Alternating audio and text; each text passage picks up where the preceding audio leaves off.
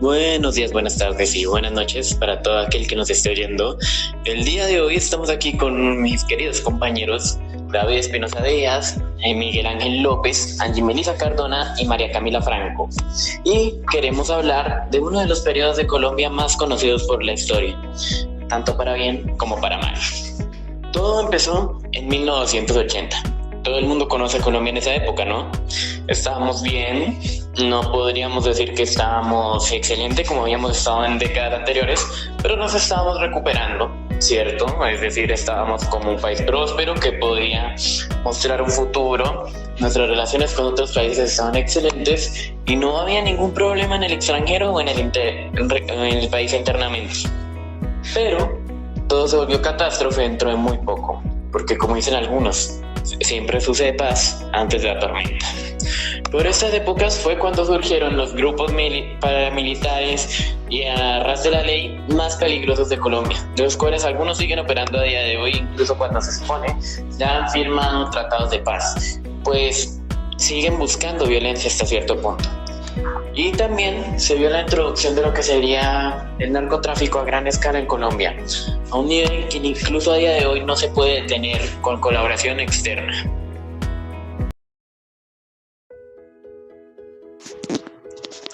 Ahora vamos a hablar de una de las etapas más difíciles de la historia de Colombia, la década de los años 80 y el inicio de los 90.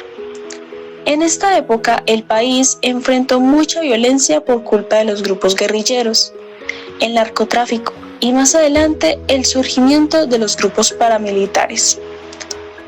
Sin embargo, en medio de toda esa crisis, también surgieron iniciativas que buscaban construir un país más democrático y en paz. Uno de los actores más importantes de este periodo fue el Movimiento 19 de Abril, más conocido como el M-19. El M-19 era una guerrilla que nació en los años 70, pero durante los años 80 tuvo gran protagonismo por acciones como la toma del Palacio de Justicia en 1985, un hecho que dejó muchas víctimas y marcó profundamente al país.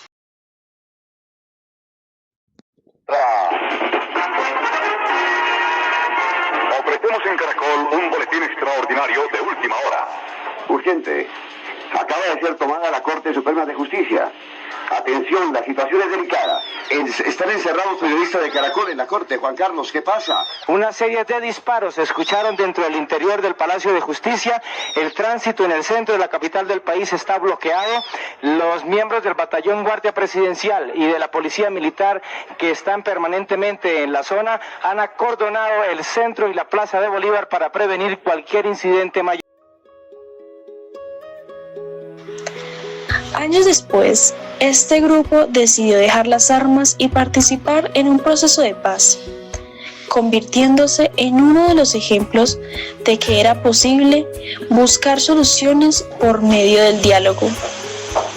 Mientras ocurrían estos intentos de paz, otro problema crecía rápidamente: el poder del narcotráfico, encabezado por Pablo Escobar, tema del que hablará mi compañero.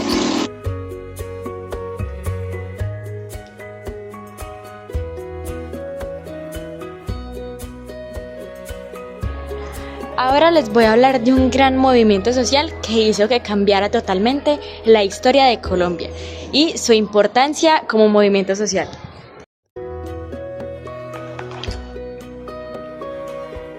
La Séptima Papeleta fue un movimiento estudiantil que surgió en el año de 1990 con el propósito de promover una nueva constitución para Colombia.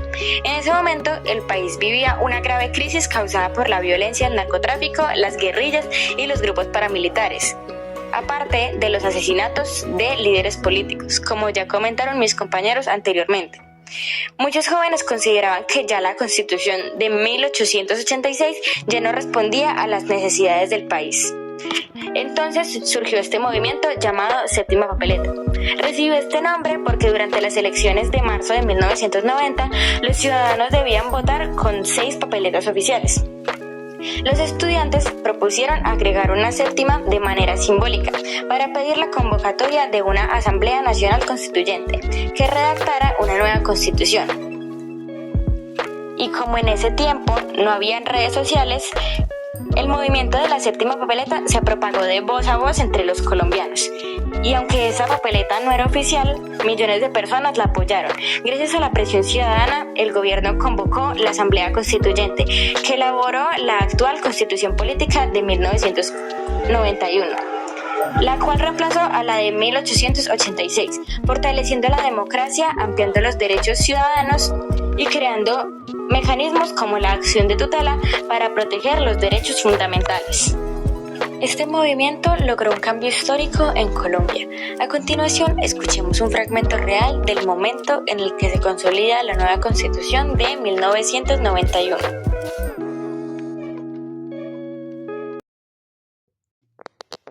César Gaviria Trujillo, entonces ministro de Gobierno del presidente Virgilio Barco, ya trabajaba en la idea de impulsar una profunda reforma constitucional que fuera producto de un gran acuerdo político nacional.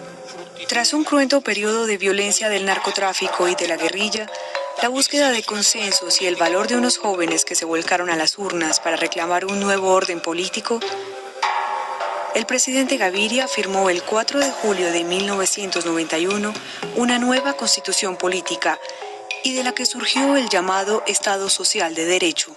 Esta asamblea es un ejemplo de esa nueva democracia que me comprometí a entregarle a los colombianos al iniciar mi mandato. También es una demostración de que esta puede funcionar, de que no se trata de una utopía. Esta nueva democracia tiene un espacio para la tolerancia y el respeto por las ideas ajenas. Como escuchamos anteriormente, la Constitución de 1991 marcó el inicio de una nueva etapa en Colombia, basada en la participación ciudadana y la protección de los derechos fundamentales. Como algunos de mis compañeros ya habrán mencionado en este podcast, en los 80s y 90s en Colombia se vio una gran época de terror y sufrimiento en la cual se caracterizó por una violencia inigualable. Pero ante todo, hubo un tema que también destacó bastante, y fue el narcotráfico. Esto se debió a que Pablo Escobar Gaviria, el cual ya había despegado en su, se podría decir en su negocio en los años 70s, tuvo su auge entre los 80s y los 90s. Antes de morir en el 93, logró generar gran impacto en el país, al volverse el principal distribuidor de cocaína y diferentes tipos de estupefacientes de manera interna y externa. Fuera de esto, también se debe recordar que esta droga no solo se vio fomentada por él, sino por los grupos armados. Algunos grupos, como lo podría ser los grupos en la Comuna 13, M19 o algunos guerrillos, pues hacían ciertos negocios con la droga, a la margen de la ley, obviamente.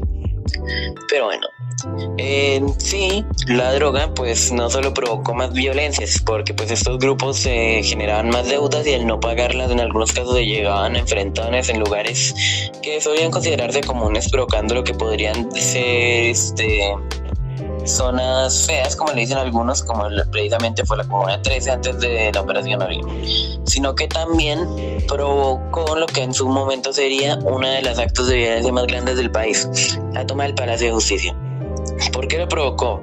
Porque si bien fueron grupos armados como el M19 los que hicieron la toma en sí, esto también se vio influenciado por aquellos que vendían la droga, más específicamente Pablo Escobar, el cual, temiendo la extradición hacia la cárcel estadounidense, decidió apoyar este movimiento en búsqueda de eliminar su expediente y así evitarse problemas a largo plazo. La droga durante esa época fue un terror bastante enorme para las madres y padres de Colombia. Eso provocó que cuando viniesen, por así decirlo, la intervención extranjera, lo que serían los soldados y más, estos inculcasen en los jóvenes de Colombia desde una edad muy temprana que la droga era algo a lo que se le debía temer y algo que era capaz de asesinar en muy poco tiempo.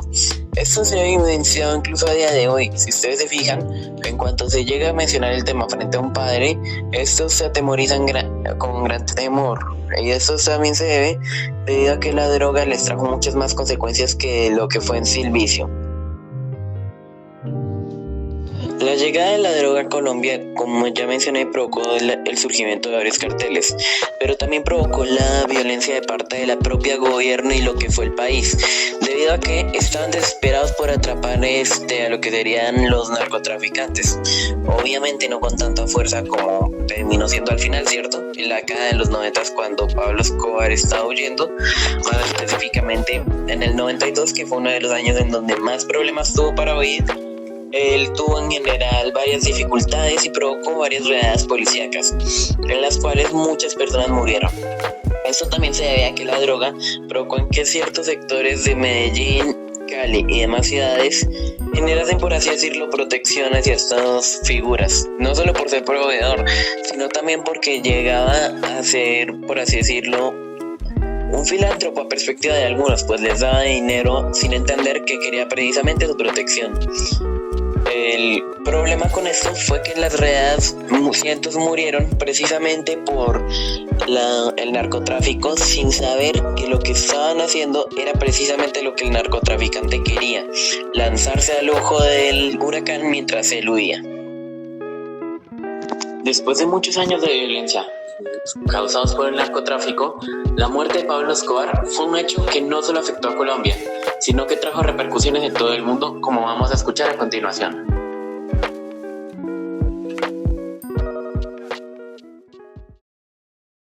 De Pablo Escobar como la noticia más importante del día en todo el mundo. Volvemos a la noticia del día, la muerte del narcotraficante Pablo Escobar, y nos vamos nuevamente a Bogotá, esta vez con... Los hispanos que ven esta cadena en Estados Unidos y América Latina se enteraron así sobre el operativo militar que acabó con la vida del capo colombiano. El jefe del cartel de tráfico de cocaína más importante del mundo estaba en pleno corazón de Medellín, en cercanías del Estadio Olímpico de Fútbol.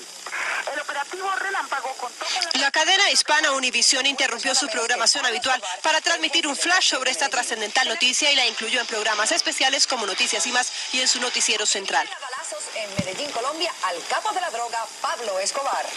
A medida que pasó el tiempo y se hizo menos viable una nueva rendición del capo de la droga, el gobierno colombiano comenzó a ofrecer recompensas. Tal y como se escuchó en la transmisión, se puede ver cómo Pablo Escobar realmente, al ser el principal líder del narcotráfico en Colombia, afectaba en todo el planeta. Más sin embargo, su muerte no detuvo la violencia ni mucho menos el narcotráfico. Nada más lo debilitó temporalmente.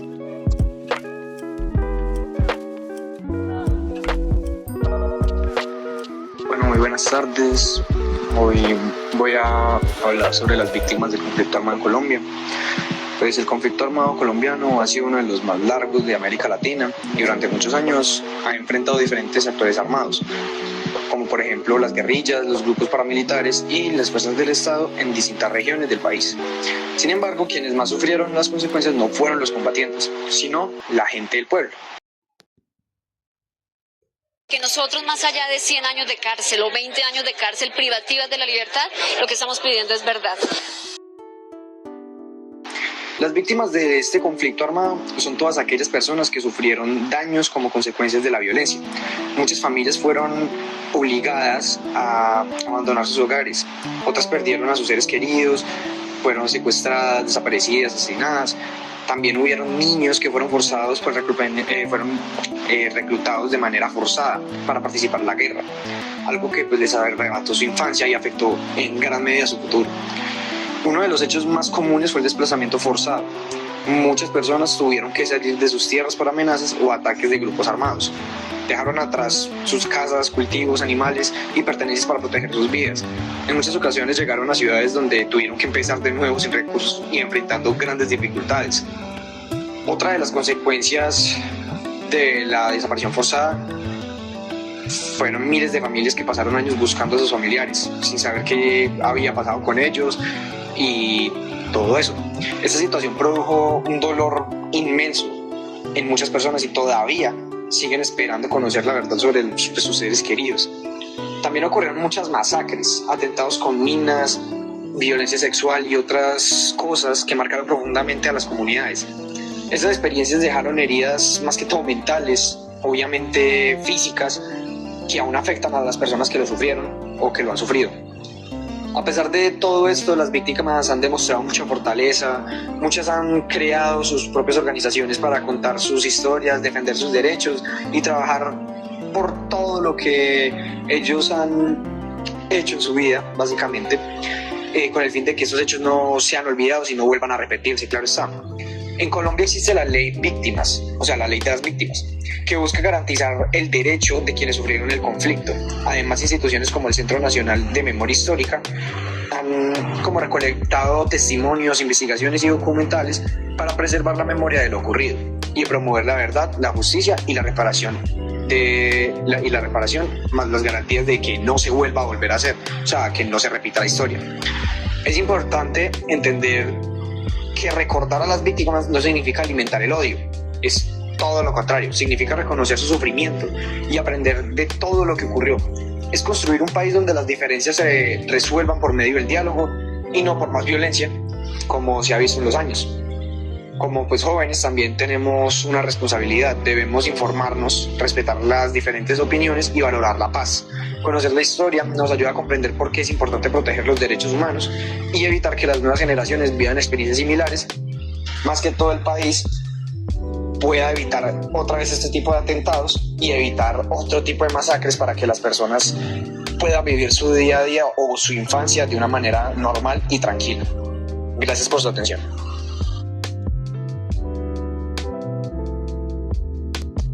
Ahora, oyentes, prepárense, porque hablar de uno de los temas más importantes de esta época, la toma del Palacio de Justicia en 1985. Este suceso ocurrió el 6 de noviembre de 1985, cuando el grupo guerrillero M-19 se tomó el Palacio de Justicia en Bogotá, que es de donde trabajan los magistrados de la Corte Suprema. Ellos entraron armados y tomaron como rehenes a muchas personas, incluyendo jueces, empleados y visitantes. El objetivo del M-19 era hacerle un juicio político al presidente de ese momento, que era Belisario Betancourt, porque sentían que el gobierno no estaba cumpliendo con los acuerdos de paz que se había intentado antes. Pero la situación salió de control muy rápido. El ejército respondió con una operación militar para retomar el edificio, usando tanques y armas, lo que provocó un enfrentamiento muy fuerte dentro del palacio. En estos momentos ya prácticamente se ha terminado un operativo por parte de la Policía Nacional y unidades del Ejército. Se están evacuando a la mayoría de empleados. Acaba de salir en este momento el conocido abogado Bendet Olivella. Todos estos empleados están bastante nerviosos, algunos con histeria, y están siendo ubicados aquí en el Museo del 20 de Julio, en la Casa del Florero. Ese final se quedó en una ilusión. Necesitamos dramática y urgentemente que cese el fuego por parte de las autoridades. Estamos rodeados del M-19 en varios pisos, en el cuarto piso, en varios de nuestros establecimientos, de nuestros despachos judiciales. Ellos están dispuestos a dialogar, traen una demanda concreta, pero si no cesa inmediatamente el fuego, morimos todos. Como se puede escuchar, el ambiente era de total caos. Durante casi 2 días hubo disparos, incendios y mucha confusión. El resultado fue muy grave. Murieron más de 100 personas, entre ellos varios magistrados de la Corte Suprema, civiles y también miembros del grupo armado.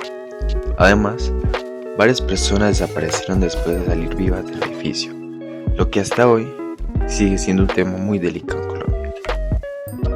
Este hecho muestra claramente la intensidad del conflicto en los años 80. Por un lado, el M-19 usó la violencia para intentar lograr sus objetivos, y por el otro lado, el Estado respondió también con fuerza militar. Al final, quienes más sufrieron fueron las personas que no tenían nada que ver directamente con el conflicto. Si lo vemos desde la perspectiva de las víctimas, este fue un momento de mucho dolor. Familias enteras quedaron marcadas por la pérdida de sus seres queridos o la desaparición de estas personas, y muchas de ellas aún siguen buscando respuestas tras este suceso. También es importante entender que este hecho dejó muchas preguntas sobre lo que realmente pasó, especialmente sobre las personas desaparecidas. Por eso, hoy en día se habla mucho de la importancia de la verdad y investigar estos casos para que haya justicia verdadera. Además, este evento afectó la confianza de la gente en el Estado y en las instituciones, porque muchos sintieron que no se protegió adecuadamente la vida de los ciudadanos. Sin embargo, también es su ejemplo de por qué Colombia necesita un cambio. Este tipo de hechos violentos fueron parte de lo que llevó años después surgieran iniciativas como la Séptima Papeleta, donde los jóvenes buscaron transformar el país de manera pacífica. Tras todo esto podemos llegar a la conclusión de que la toma del Palacio de Justicia nos deja una enseñanza muy fuerte. La violencia solo genera más violencia. Y al final, los más afectados siempre son las personas inocentes, las que no tienen nada que ver. Por eso es tan importante buscar soluciones pacíficas, respetar la vida y aprender del pasado para no repetir estos errores. Para terminar, esta época nos dejó una gran enseñanza. La violencia nunca puede ser el camino para resolver los conflictos. La historia de Colombia en los años 80 y 90 nos muestra el dolor que causaron el narcotráfico, la guerra y la falta de diálogo, pero también nos demuestra que sí es posible cambiar. Procesos como la Constitución de 1991 y la voz de las víctimas nos recuerda la importancia de la verdad, la reparación y la reconciliación. No se trata de olvidar lo ocurrido, sino de aprender de ello para no repetirlo. Como jóvenes tenemos la responsabilidad de valorar la paz, respetar las diferencias y construir un país donde los problemas se solucionen hablando y no con violencia. Y para terminar, oyentes, finalizamos con esta frase: que la historia nos duela lo suficiente para no repetirla y nos enseña lo necesario para construir un país mejor. Hasta la próxima. Muchas gracias por sintonizar con nosotros. Nos veremos en una próxima ocasión. Yo fui Alejandro Zapata y esto fue colaboración con mis compañeros Angie Melissa Cardona, María Camila Franco, Miguel Ángel López y David Espinosa Díaz. Como se dieron cuenta, está basado en hechos históricos del conflicto armado en Colombia. Se utilizaron tanto audios como videos del CNN, Caracol Radio y la Comisión de la Verdad. No se preocupen, la música está libre de derechos de autor y disponible para aquel que la desee. Conmigo será en otra ocasión.